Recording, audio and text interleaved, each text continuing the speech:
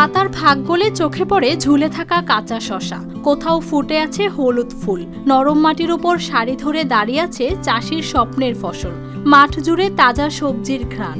এই জমি থেকেই মাত্র 2 মাসে 8 লাখ টাকা আয় করেছেন কৃষক মোহাম্মদ আবুল কালাম। কৃষি চাষ করে এরা অন্য ফলন অনেক উন্নত, ভালো। আমার কাছে বেশি উন্নত কালামে। খরচ কম, ফলন দ্রুত আসে, বাজারে চাহিদাও থাকে। এই হিসাবেই শশাকে বেছে নিয়েছেন তিনি। তবে পথটা সহজ ছিল না। জীবনের শুরুতে চাকরি করলেও বেতন দিয়ে সংসার চালানো হয়ে পড়ে কঠিন। পরে সাভার এলাকায় ব্যবসা শুরু করেন। রানা প্লাজা ধসের পর সেই ব্যবসা টিকেনি। গরুর খামারেও ফেরেনি ভাগ্য। শেষ পর্যন্ত ভরসা রাখেন চাষাবাদে। এই যে আগে চাকরি করছি, চাকরি করার পর বুঝে সুবিধা করে পেন নেই। তারপরে দোকান করছি, দোকান করার দোকান ভালোই চলতো, মোটামুটি ভালোই করছিলাম।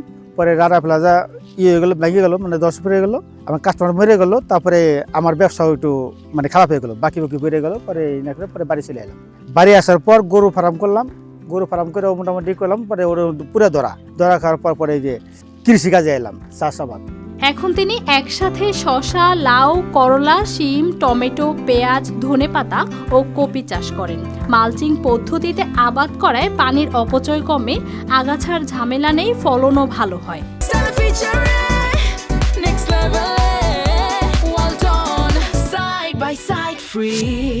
মালচিং পদ্ধতি চাষ করি। আগে যেটা করতাম ওটা হয় না, গাছ মরে যায়।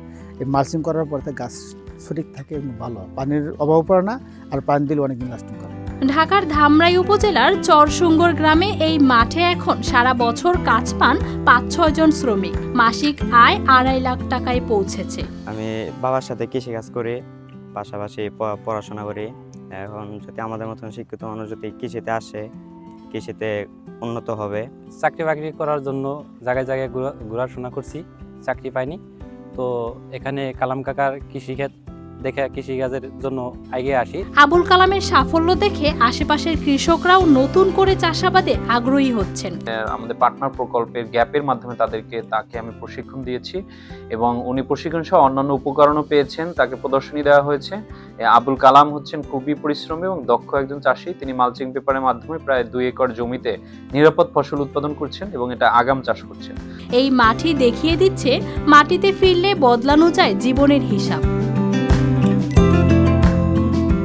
News desk, RTV।